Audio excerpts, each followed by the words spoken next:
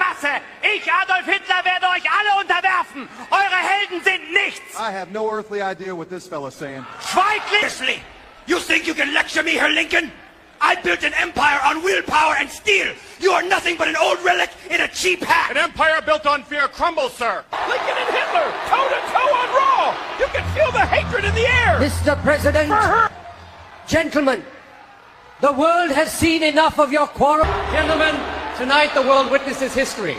At Armageddon, you two will settle this in a steel and railroad match. No escape. Tonight, in this very ring, the great emancipator is cutting loose.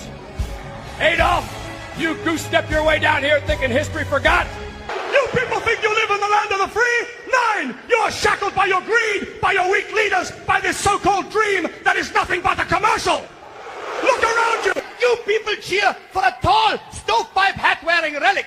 You think Abraham Lincoln is some kind of savior? He is nothing but brittle bones and fairy tales. I am power. You asked me about that man in Germany. His doctrine is built on the notion that some are born to rule and others to be trampled. That is not merely wrong, Mr. Piper. So you think it's doomed from the start? You people can scream all you want. It changes nothing. Abraham Lincoln walks into my ring in 2 weeks on Judgment Day, and he will not walk out. The so-called great emancipator, he'll be the great... Tonight, in this very ring, history does...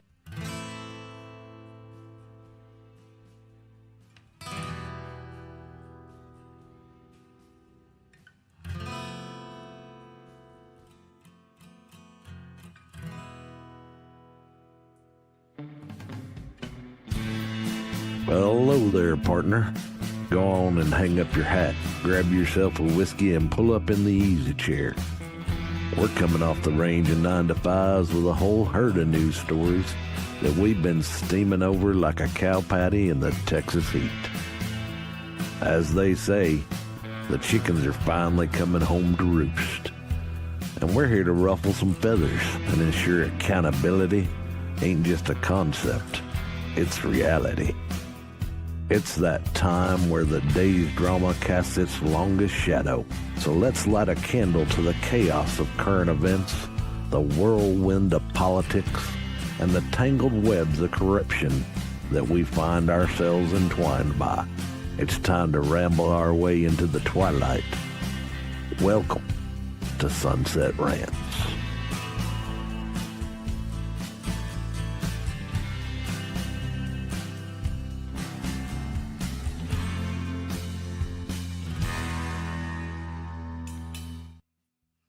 Hey everybody, welcome back to Sunset Rants. I'm your host Biddy, along with my co-host, the actual producer of the show you love, Brian. What's up?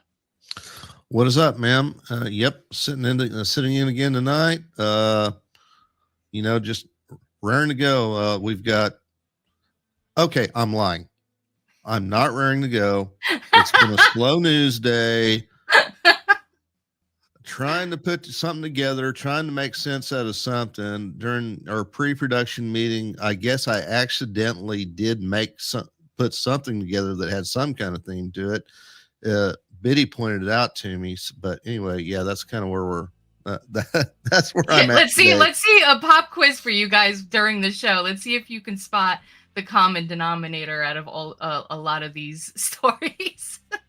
No, but I just think like you're in the zone. I really do. I just think you just have your finger on the pulse, and it's just weirdly works out in these crazy ways. It's wild. I'm not gonna lie. I kind of did the production on autopilot today.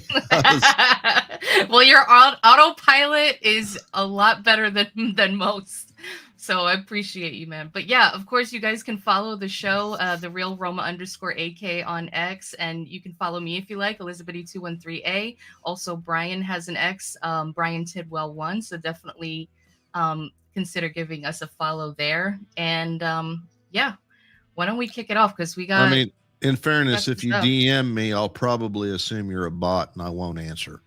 Yeah, I don't eat like every once in a blue. If it's somebody that I really know that I talk to on the regular and they're asking me a question, I'll respond. But I don't do the DM thing. Like I'm very only with people who I know are actual people do I do DMs with. So. Yeah. Yeah, like anything you want to say to me, like it doesn't have to be in private, unless, like I said, I know you and it's something you want to tell me privately. If you want to comment on something I post on X, just reply to it. Exactly. You know. But yeah. So all right, what do we got? First item up for bid. Well, Biddy, I knew for sure you were going to be on tonight, so I found a story from your favorite source. Yes. New York Post. Man, I told you. I've been following the New York Post since I used to work in Manhattan, and this is like 20 years ago. You come out of the train station and you pay 50 cents, and they're just right there selling the New York Post. I doubt it's 50 cents anymore. I don't know what it is anymore, but yeah, it's been my favorite. They put a lot of their good stuff online for free, so I mean, I don't know why you pay 50 cents for the print edition, but yeah. But yeah, so all right. So coming to you from the New York Post, Trump says J.B. Pritzker belongs in jail as Illinois governor accuses Prez of dementia in latest war of words. President Trump said early Wednesday that Illinois Governor J.B. Pritzker should be in jail for trying to stop the National Guard from restoring order in Chicago, soon after the lefty leader made disturbing, unfounded allegations about the president's mental state. Pritzker, can I pause you just for a second? Mm-hmm. I pause the weighted writing in news sources, in lefty news sources. I got to point out, there's a bias to this article, but anyway, I'm not gonna lie, it's refreshing, but at the same time, yes, you can see the bias. Yeah, to be fair, I think we ought to point it out. I apologize. Please. No. Going. Absolutely, you are correct. Pritzker first ramped up the war of words late Tuesday in a phone interview with the Chicago Tribune, blasting the arrival of troops to protect immigration and customs enforcement agents from attack in protests across the Windy City. Quote from Trump, quote of Trump, "This is a man who's suffering dementia," the governor widely tipped as a potential Democratic presidential candidate, with no effort to back up the disturbing comment. So yeah, a lot of these leaders, if you want to call them that, governors, whatever, they have their eye on 2028. They all want a little piece of that pie. They want to look good, go railing into the primaries, looking like this, going against the man, and I'm for you and I'll protect you and all this other kind of stuff. But yeah, so this is a man who has something stuck in his head. He can't get it out of his head. He doesn't read. He doesn't know anything that's up to date. It's just something in the recesses of his brain that is effectuating to have him call out these cities, Pritzker said, referring to Chicago as well as Portland, Oregon. Now, I was watching the press conference with President Trump and, Pam Bondi and Kash Patel, and they had all of our favorite journalists from X, Nick Sorter, Nick Shirley, Sav Says, Savannah Hernandez, and all of them. They were all kind of regaling them on, their encounters with Antifa and protests and how violent they are and how the mainstream media doesn't, cover it and all this other kind of stuff. And I think it was Kash Patel that actually mentioned that, or maybe it was, I think it was President Trump actually, where he mentioned that, when Pritzker and these people are saying certain things like, the numbers are going down and stuff like that, we've talked about this before. There is one thing, but I'll get to that in a second. But he mentioned that there was a precursor to sending in ICE agents and setting in, the troops because of the attacks on the ICE agents, and that was the federal, the FBI actually went in, kind of like scoped the area, cleaned it up a little bit as well, kind of as like a precursor to everything. So any kind of like downtrodden of violence, it started way before the coverage. So there's that. And then, of course, the reclassification of crimes and things like that also has a play in it. But again, like we said before, over and over again, all you need to do is speak to the actual people that live in these cities and areas. They are begging for the president to step in because the people that are supposed to be their local politicians are supposed to be protecting them. These people pay taxes into, the police department and stuff like that. They get hurt. They get, harassed. They can't walk down the street without having somebody in their face. The tax money that they pay for that go towards the police department and stuff like that are not even being deployed to help them. It is insanity. It's total insanity, and it's crazy that people like Pritzker can get up in front of a camera with a straight face and say the crap that he says. But you know what it is? Because they live in their golden palaces, they can give two, and they have private security that get paid for by the taxpayers again, and so they don't care. They really don't care. It's obvious that they don't care. And they're just mad because the president is making them look incapable of doing their job, because they are. They're not doing their job. But yes, and you know what's actually funny too? I was watching, CNN spoke with Katrina Thompson, who's the mayor of Broadview, Illinois, where a lot of the ICE protests are happening. Mm-hmm. And she was asked to comment on a statement by a Democrat congresswoman from Oregon, Rep. Maxine Dexter, who said that you can protest, but it's not a good idea to protest here, meaning the ICE facility, with the argument that they would be playing into the administration's story of civil unrest that needs to be quelled by sending in the National Guard. Mayor Thompson said that she actually agrees, that she added an interesting tidbit. She said not only should protesters stay away from this facility, but also she remarked that a lot of those protesters are from out of town, saying it's going to create more problems. And we live here in Broadview. We have to deal with the aftermath when those protesters come to our community. They get to go home trauma-free, drama-free, sleep well at night. Their families are not impacted. And, this is a Democrat. And, she's actually saying the quiet part out loud, that these people are getting bussed into these areas to make their numbers larger. These are well-trained and organized protesters that are, given all these items and resources and different things. And, when they're finished creating havoc in these communities, they get on the bus and go home, and everybody's left with the aftermath. So I thought that was really interesting. But yeah, rant over. Sorry. It's called Sunset Rants for a reason. Oh, yeah. But they're all. Hope I can get this lined up so it doesn't. I've got a short clip here. Here's the lieutenant governor of Pennsylvania, and you shared this one with me, Biddy, saying, they're doubling, they're tripling down up there. Watch this. Of Illinois, yeah. Listen. If Donald Trump thinks that by arresting Governor J.B. Pritzker that this fight is over, he is sorely mistaken, because he's going to have to come through me next, and I'm going to pick up right where J.B. left off. Illinois stands united in fighting back against Donald Trump's power grab. Listen, if Donald Trump thinks that by arresting Governor J.B. Pritzker that this fight is... Sorry, let it loop. But yeah, you get the gist, yeah. Mm-hmm. These people are freaking nuts. Mm-hmm. And all they say are like these buzzwords of "we're gonna fight back." How? Are you talking about with your fists, or do you actually have some kind of like legal legislation that you can cite that would fight back against the president exercising his presidential authority to protect ICE agents? Every time Pritzker ramps up his rhetoric, every time the mayor of Chicago, Brandon Moody, is that his name?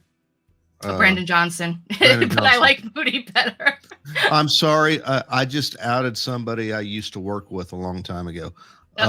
But yeah, anyway, so Brandon Johnson, this lieutenant governor, I didn't even bother to remember her name. Every time they ramp up this rhetoric, that gives Trump more ammunition to invoke the Insurrection Act.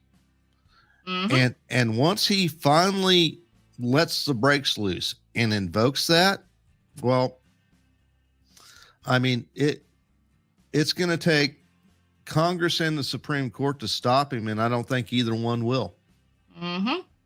And that's exactly what the congresswoman from Oregon was saying, and the mayor from the Broadview city, that like they're actually kind of starting to realize that they're digging themselves into a hole. Yeah. That they're, that this is actually the trajectory that they're on right now is heading right down to everything being stripped, and Trump coming in and federalizing these areas and cleaning everything up whether they say yay or nay. So, you know, they keep wanting to do this. And, you know, at the same time, they're lying on camera, like I said, because they have like these media people who are just, you know, not asking them these hard questions. They're just able to like spout these things. And people that live in these areas who are begging for some help. I mean, you have people that like 70 people shot, 12 people murdered over just a weekend. Like, what is going on? You're going to tell me that that's okay? That you guys, that you don't need help, that your local law enforcement can handle it? They're not handling it. So if you can, then what's going on? Because you're not handling it. I think I saw something that said there was like 10,000 gangs in Chicago. Like, I thought I had to like do a double take when I saw that. So I mean, that number sounds ridiculous on its face, but I mean, I guess, I mean, you've got gangs, you got Crips and Bloods, but you've got different factions of Crips and Bloods. And then you've got, you know, the Latin Kings and, you know, all these various different gangs based along ethnic or racial lines. So when you think about all the permutations and of all of that, then yeah, I guess the maths out, you know. Yeah, and they want the crime to continue. It's a breeding ground for them to continue making their money, to continue running these streets. So they're kind of like acting as like the right arm of the governor and mayor.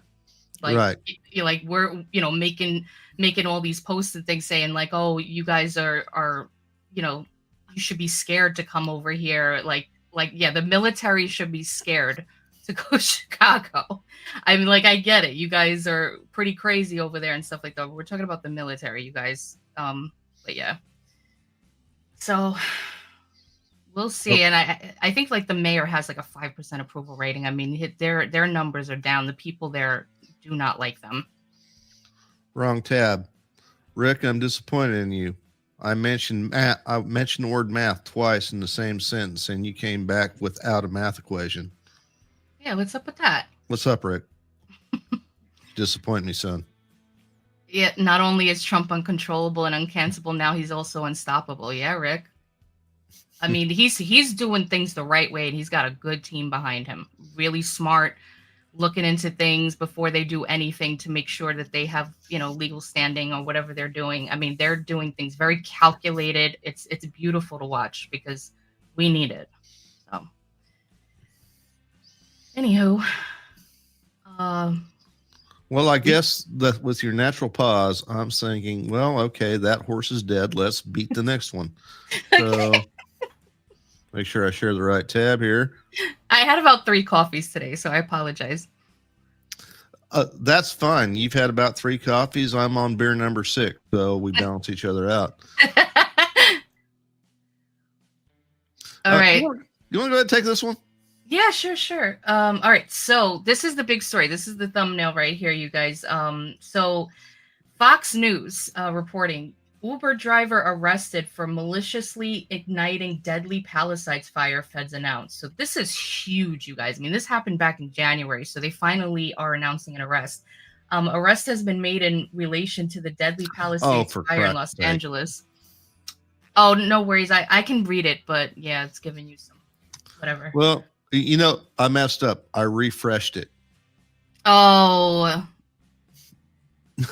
Sometimes the refresh bites me in the butt. So other times, no. If I don't refresh, then you will get a more current version of the article than I have, because I just when I do the outline, I just keep the tabs open. Yeah. Yeah. I'm not gonna refresh though. I'm afraid. I'm just gonna leave it where it is. I think we're good. Just keep reading. You keep reading. I'll go ahead and throw the chat up. Okay, cool. All right. So the suspect, 29-year-old Jonathan Rinderneck, was arrested at his home in Melbourne, Florida on Tuesday. Officials said during a press conference Wednesday he will make an initial appearance in Orlando on Wednesday.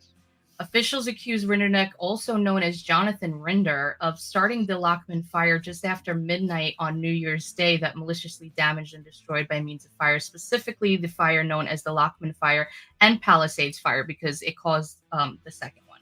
A criminal complaint obtained by Fox News. While the Lockman fire was quickly suppressed, officials said it continued burning underground until winds ignited what became the Palisades fire. So basically, he's responsible for all of it, as they're saying. Renderneck was an Uber driver, and he was described by two passengers as agitated and angry the night he was accused of starting the fire. Officials said during the presser that he was a resident of Palisades and was familiar with the neighborhood he is accused of starting the fire in. He allegedly used an open flame to ignite the blaze just having dropped off passengers.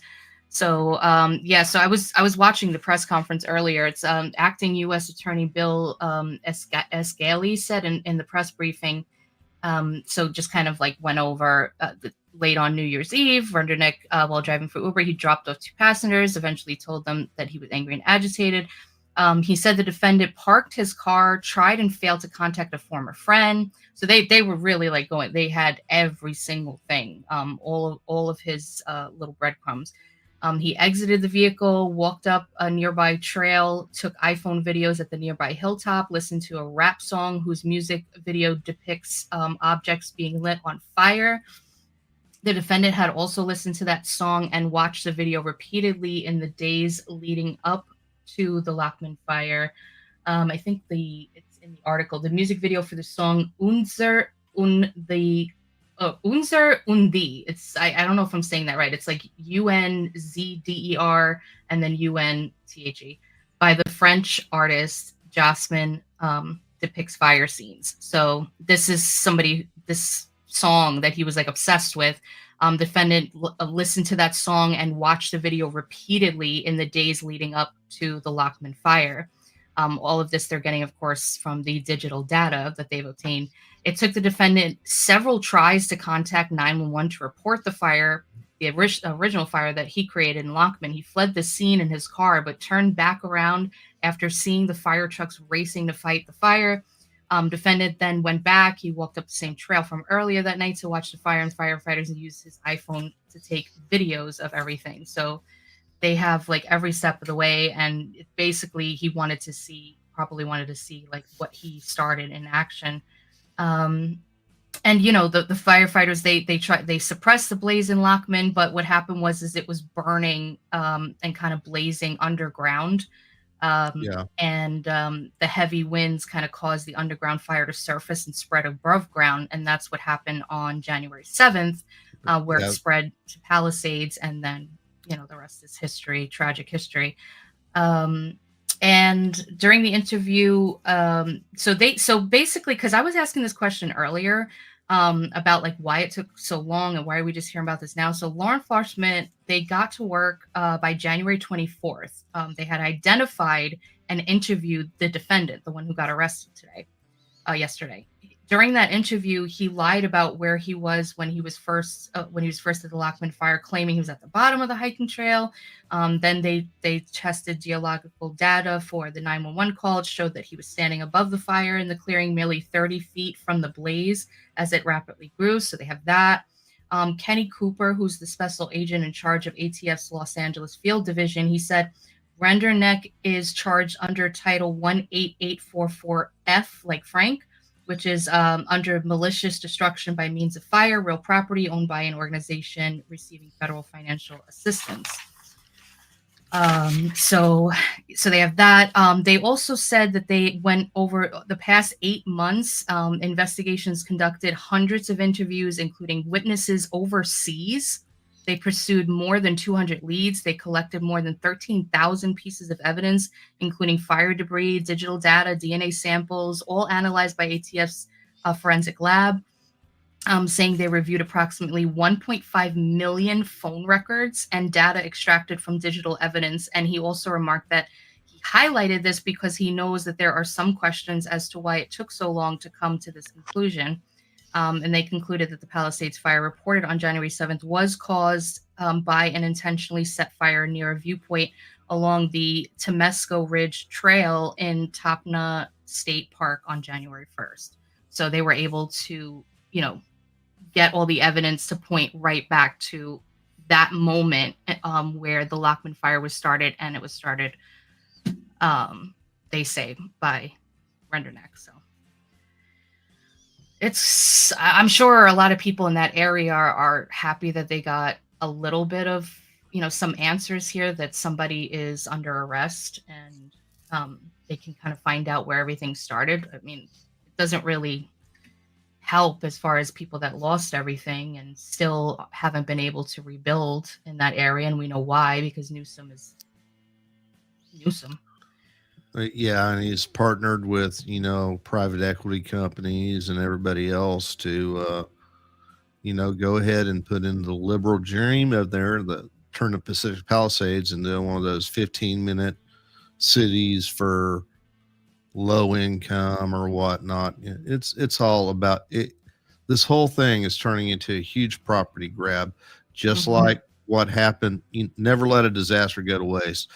Look at who's condemning and snatching up all the property in Western North Carolina after the floods this spring. It's BlackRock and all these private equity companies. It's outrageous, and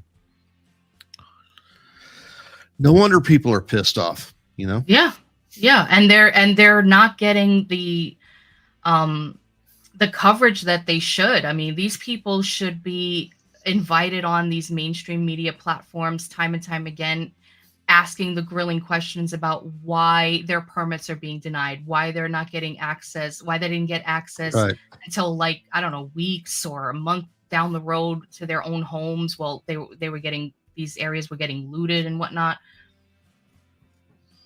But mainstream media, as we know, they don't care. They're just all fine. They just get their paychecks. They go home. I don't know how they sleep at night. Maybe melatonin. I have no idea. I don't know how you can know. You have to know, like we know. They have all these resources. They know what's going on, but yet they continue to just act like nothing's happening and just allow these politicians to spew stuff and make it seem like they're great, or they're great leaders, or they're doing everything they can. And it's just so sickening. It's so sickening. I can't. I don't understand how human beings can just do that and feel fine about it. I don't get it either. Yeah. I wish I were quicker, but so I could come up with a clever transition to the next story, but I don't. But don't look over here. I suck at that. Yeah. But anyhow, I found this for our international news segment tonight. I found this over on The Guardian. Veggie burgers could be off the EU menu as MEPs, that's members of European Parliament, that's the governing body of the EU, back renaming plant-based foods. Proponents say the move would strengthen the position of farmers in supply chain, but critics dismiss it as hot dog populism. And that's why I said, in this segment in the outline, I said something about, defining sausage or making sausage. Yeah. But right. Yeah. Moving on. Veggie burgers, tofu steak, and cauliflower schnitzel. None of this sounds appetizing. Like, really? Will be off the menu if the European Parliament gets its way after a vote on food names. MEPs voted on Wednesday by 355 in favor, 247 against, to reserve names such as steak, burger, and sausage exclusively for products derived from meat, a long-standing demand of farm unions. In order to come into effect, the idea would have to be approved by a majority of the EU's 27 member states, which is far from certain. The vote is a victory for the French center-right MEP Céline Imar. I left the T off because it's French. Then normally that's like silent shit. I think you're right. I took 2 years of French in high school. Nice. Who drafted the amendment to legislation intended to strengthen the position of farmers in the food supply chain. Imar, who is also a cereals farmer in northwest of France, said a steak, an escalope, I guess, or a sausage are products from our livestock, not laboratory art nor plant products. Well, they are plant products in a roundabout way. Like, you feed a steer grass and then you turn the steer into steaks. But I digress. Where did I leave off? She argues that the proposal is in line with EU rules that already ban use of terms such as milk and yogurt for non-dairy products. Okay, now we're getting somewhere. There's my mouse. She argues the proposal. The European Parliament rejected a ban on, meeting names for plant-based products in 2020, but the 2024 elections shifted the Parliament to the right, bringing in more lawmakers who seek close ties with farmers. Opposition was led by Green MEPs. A quick international politics side note from a guy who actually has a political science degree. Anytime you're talking Green Party in European Union context, they're communists. Okay. Okay. Straight up, they're communists. Anyway. He said straight up. I love it. All right, go ahead. Veggie burgers, seitan schnitzel, and tofu sausage do not confuse consumers, only right-wing politicians. Those evil right-wing politicians. Thomas Waits, an Austrian Green MEP, communist MEP, said after the vote, the tactic is a diversion and a pathetic smokescreen. No farmer will earn more money or secure future with this ban. Bullshit. I say literally. Exactly. Do you remember when the French farmers they sent the manure trucks to the government buildings? That happened last year. I couldn't believe what I saw when I saw those videos. Like one thing the French know how to do is a revolution against the government. They're like notorious for this. And if they're not happy about something, like they'll literally like throw the crap at you. Like they are not going to hold back. I think I heard a story once. I don't want to revisit the basket case the French government is right now. That T&D covered that last night. Yeah, that's true. But you know what? Like I swear, if they were all like strongly united as they are about like these topics, they probably would be able to take back control of their country.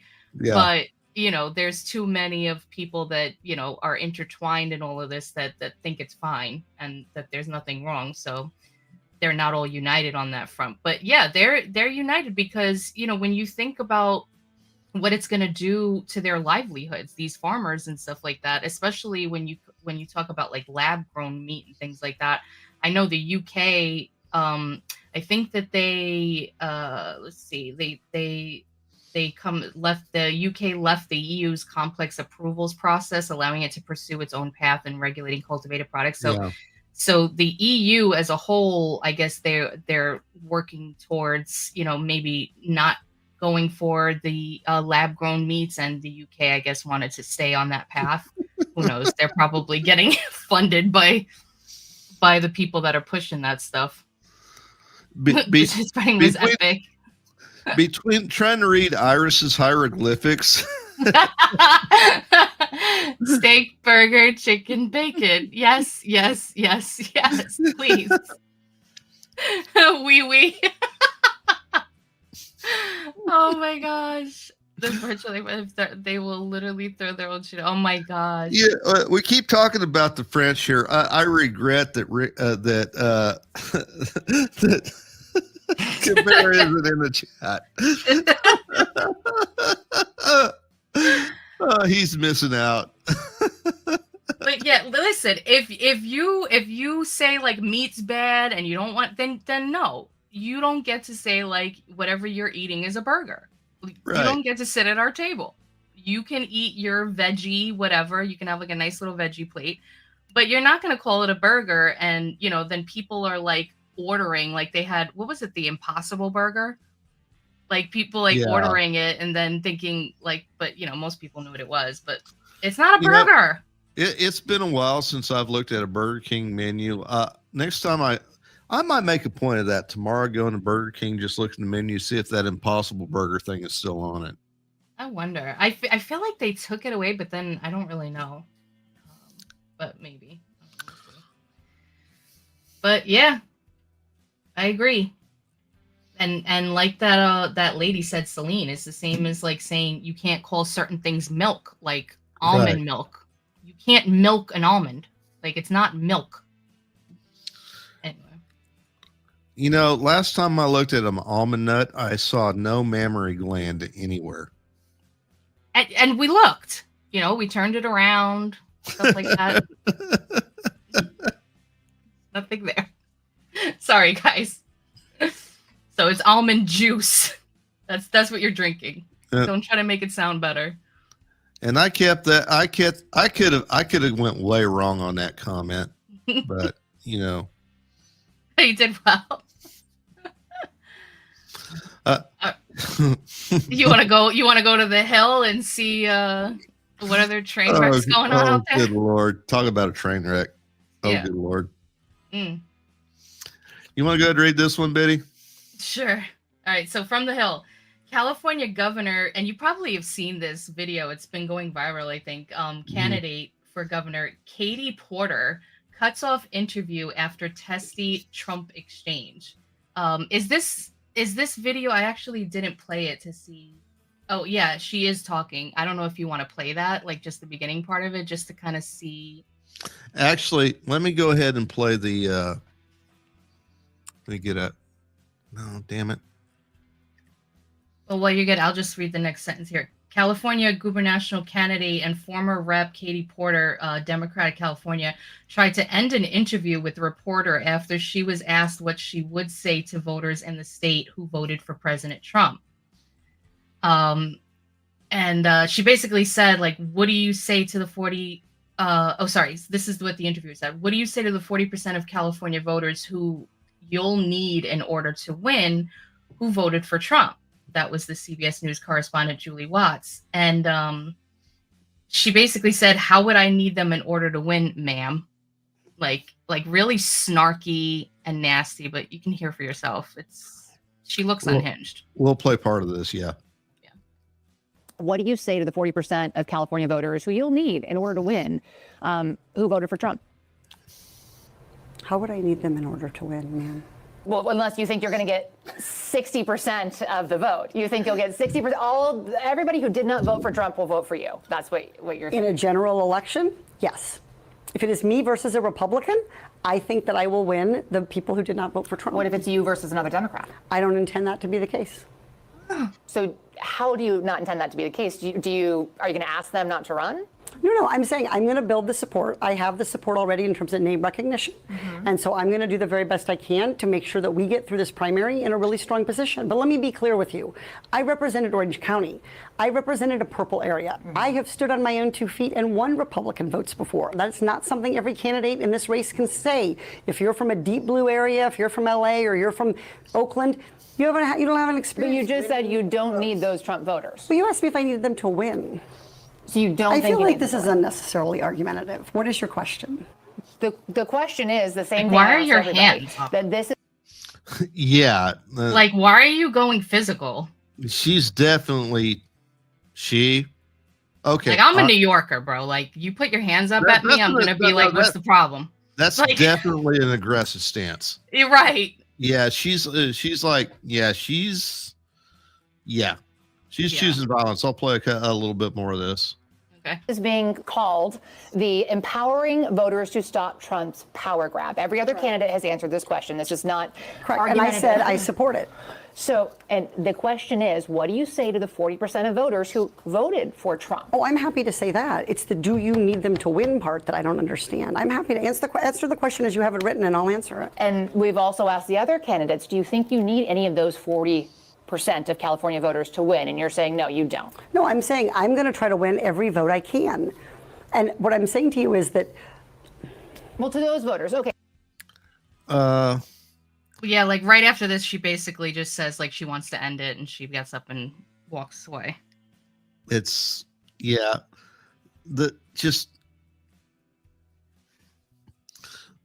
are female politicians that frankly are better at it than others. Like, for example, Amy Klobuchar, Democrat senator. She was a Democrat candidate for president. She reminds me of, I don't know, one of my aunts at Thanksgiving. She doesn't come across as overly threatening. Right. She doesn't come across as, but combative, yeah. combative or anything like that. It's like I don't like have an instinctive. I don't. When I see her on TV, this lady, and I use the term "lady" loosely, definitely gives me that. It's like no. I know.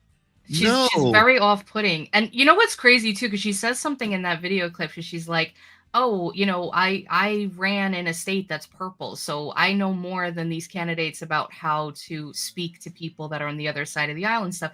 She failed to mention that a lot of the times there was redistricting going on in a lot of those areas. So that helped her.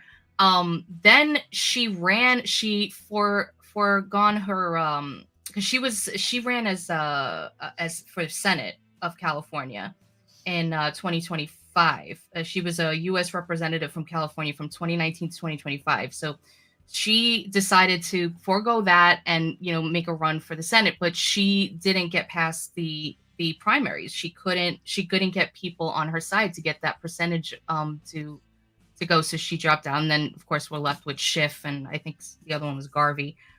But, it's just, this is the kind of question that she should answer. She should want to answer. She should be prepared to answer because of that in her history. And yet all she does is she gets up and snooty and, offended. And, she's like, and it's like, all right, so do you actually want to? And I think she doesn't think I think she's going to skate right through the primaries. That's what she thinks. I think that's the thing that's off-putting. It's the arrogance. She comes across as, well, the nomination is owed to me. Much like, I don't know, a certain presidential candidate last time around who gave the same air. Kamala Harris was like, well, you should vote for me for president. It's owed to me. All the way back in 2016. I mean, she did work hands and knees for that position. So. You have to give credit where credit's due. Damn it, Biddy. I did not expect you to, of all people, to come up with that one.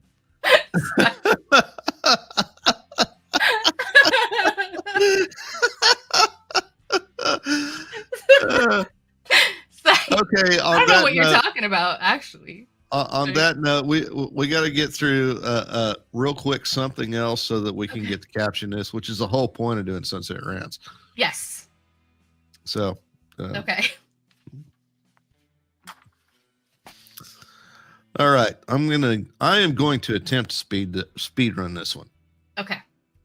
This one comes at you from CBS News. Century-old grenades found hidden in French onion delivery to the Netherlands. A French onion delivery made the eyes water more than usual when Dutch authorities discovered 2 hand grenades hidden among the vegetables. The Organization for the Prohibition of Chemical Weapons said on Wednesday the grenades, dating from 1925, were found in a consignment of onions heading from France to a factory in northern Dutch province of Zeeland. Dutch authorities asked the OPCW to examine the find. The projectiles were identified to be consistent with pre-1925 French and German manufactured old chemical weapons, the Hague-based organization concluded after investigating the case. However, the type of chemical fill could not be identified, it added in a statement. The reason for the weapon's presence in the delivery remains a mystery. I don't think it's much of a mystery. Right. Farmers are still farmers across the Netherlands, Belgium, France are still digging up shells while they plow their fields that were fired in 1915 on those World War I battlefields. So anyway. Would these grenades still be operational? Very possibly. They're still dangerous. They said that the Netherlands, they lack a dedicated destruction facility for the project of like destroying the grenades, so they're going to be transferred as toxic waste. Yeah, to a facility in Belgium. Yeah. As the story goes on. Yeah. So I say facility in Belgium because I am not even going to attempt to pronounce that word. Oh yeah, I skipped right over it myself when I was reading it. So I usually just say in my head that and then go on. There are old battlefields all over this planet, particularly in Western Europe, parts of Asia, that, unexploded ordnance is a very real danger in some places in the world. And this is my best guess. It was a crop of onions, the kind of deal where they took them right out of the field, put them on a truck, ship them to the processing facility. These are all European Union, so there's no customs or anything, that kind of stuff just goes freely across borders. Wow. And then they find something that shouldn't be in this onion crop, and probably just got dug up during regular harvest. It's just crazy to think how like Mother Nature is just like, yeah, well, you're there, but I'm just gonna grow around you and over you. Oh, yeah. Yeah. It's just crazy. But yeah, so remember what I was saying at the beginning of the show, you guys. Can anybody in the chat name the common denominator out of most of these articles? It's something that like they all have in common. See if like anybody can figure it out. But yeah, that is so crazy. I know that did I hear something a while back where they were saying that there might be like nuclear, I don't know if it's a nuclear weapon. I think it's probably like missiles or something like in the ocean that haven't been allegedly, there are nuclear warheads that got lost from bombers, somehow dropping them, or submarines that have sunk, but wouldn't surprise me. Would not really surprise me at all. Actually. This is really scary. All right. Are you ready for Caption This? Oh yeah. This is going to be a weird one tonight, folks. This is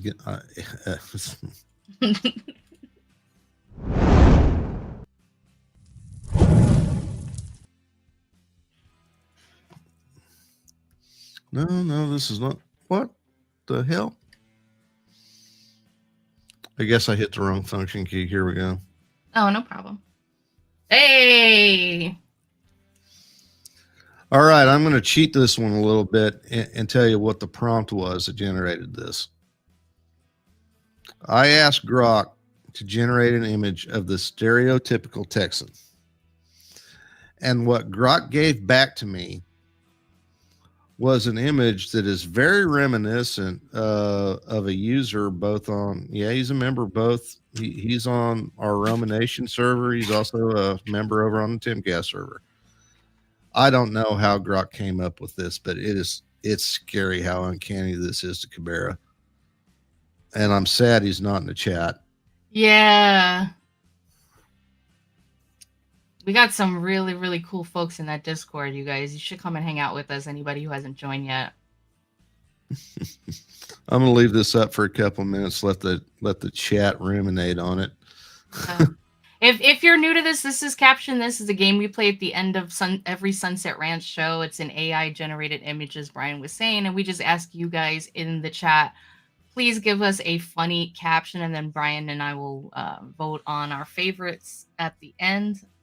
To see who won for Caption This for the day. So I got. I see Aaron's comment in the chat already. The only reds I like are Marlboro. Yeah. Only two things come out of Texas. I guess I'll share the chat. See, Rick knows. He said that's Cabrera.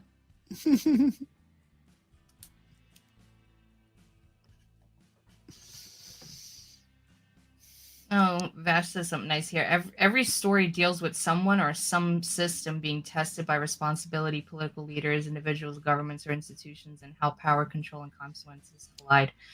Yeah. It's a very complex web. I'm here, Dingleberry.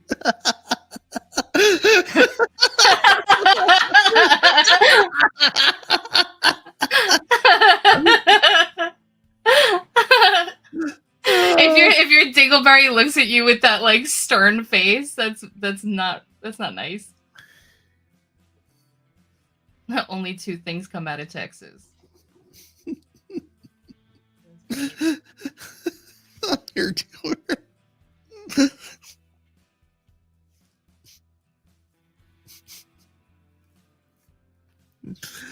okay. I can't even think of anything. This is all I got. Who are you looking at, Pilgrim? Free mustache ride for the ladies. I said the ladies. Oh, hell, that's even better than I'm here, Dingleberry. When the barbecue runs out of sauce and someone has to take responsibility. Oh, God, Aaron. I can't do the Trump voice. You're going to have to read it. I'll try. You grab him by the handlebars. Hey, that was good. I suck. You grab him by the handlebars.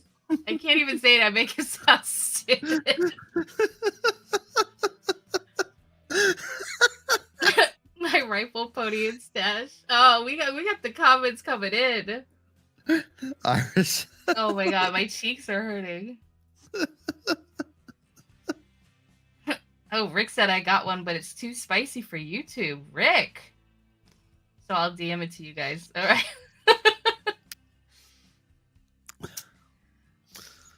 I mean, hand to heaven. The only prompt I gave it was generate an image of the stereotypical Texan. That's all I tell Grok. Oh, and by the way, the answer to the earlier question is France, French people, everything France. Like we have like 3 articles that were about French, and the other one was Mr. Renderneck. He loved his French rap. Loved his French rap, and then this image came up. For those of you, and you really should join the Discord community. You'll get to know folks like Cabrera. Mm-hmm.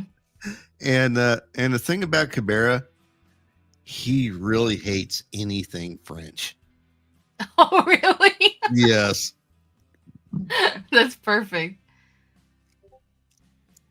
Wanted for crimes against fashion and the horse he wrote it on. So much this says outlaw, but the shirt says yard sale reject. Damn, that's messed up. Daggum. I'm not gonna be able to talk to Cabrera for a month after this. All right. So okay, I just read Rick's comment. It's not that spicy, but it's too inside baseball. Oh, okay. Yeah. Oh, okay. Gotcha.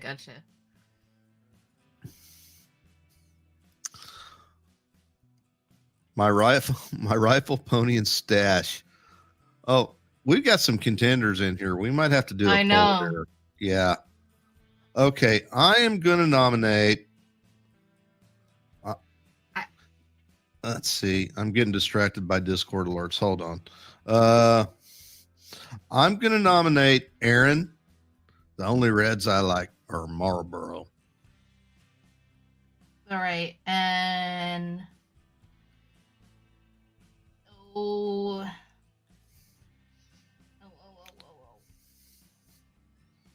I'm also going to nominate I'm Here Dingleberry from Hardy.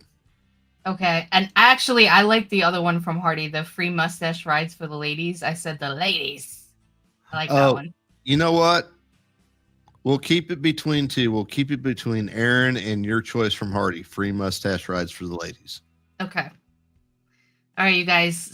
So number one, if you want Aaron's, the only reds I like are Marlboro, and vote 2 if you want God, I'm like all like discombobulated. Free mustache rides for the ladies. I said the ladies. Sorry, Aaron. I'm voting 2.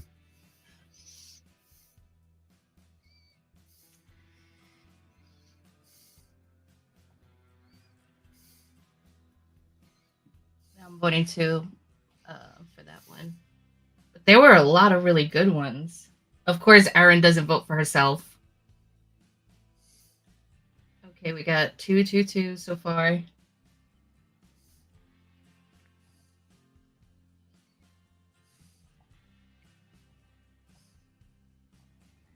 Damn it. We got 1-1.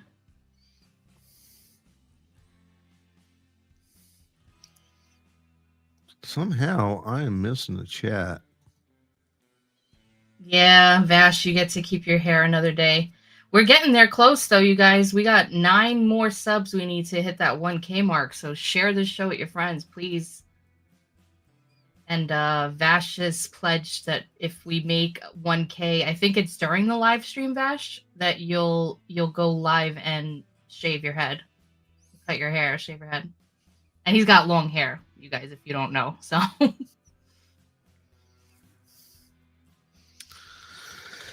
yeah, not all the YouTube chats are coming through, so I'm seeing mostly 2s. yeah, we got 3 2s in the YouTube chat, 1 2 in Rumble, and then we got 2 1s. So yeah, it looks like Hardy, you won. That's gonna be hysterical on a t-shirt if it gets a t-shirt. Free mustache ride for the ladies. I said the ladies. I said the ladies. Congratulations. I don't want to see a naked mole rat. What? Oh, I think he's talking about Vash shaving his head. Oh, okay. Okay, I understand now. I get it now. Yeah, that's the ticket. Yeah, but guys, if you want to check out all of our other shows, and if you want to join the Discord, you can go to our website, riseofmiddleamerica.com, and you can see everything there, all of our socials, all of our hosts. You can use the Q&R code that Brian put up at the top of the screen there. Use your iPhone and take you straight to our website. And of course, you can follow the show on X at @therealroma_AK. Follow me on X, Elizabitty213A. Follow Brian at BrianTidwell1.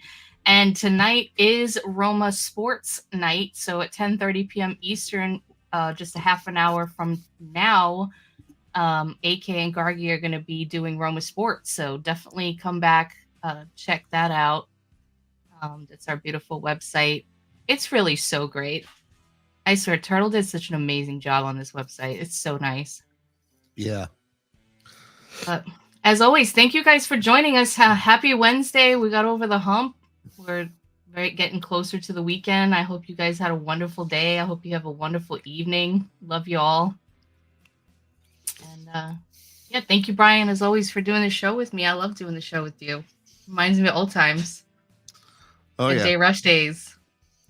And speaking of old times, over on the Timcast server, any of you guys that are members over there, if you watch the After Dark, I'm going to make a rare appearance hosting that stage on the After Dark over there. That's a Discord only event. So, but yeah, and it's not AK's Discord, it's Timcast, but we all kind of came from there. So, you know, shout out back to that community because that's we're like the children of Timcast. Yeah.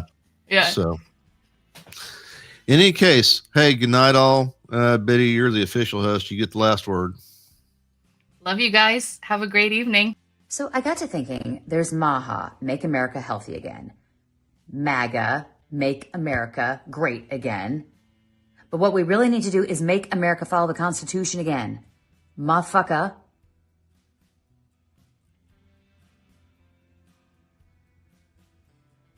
That sounded better in my head.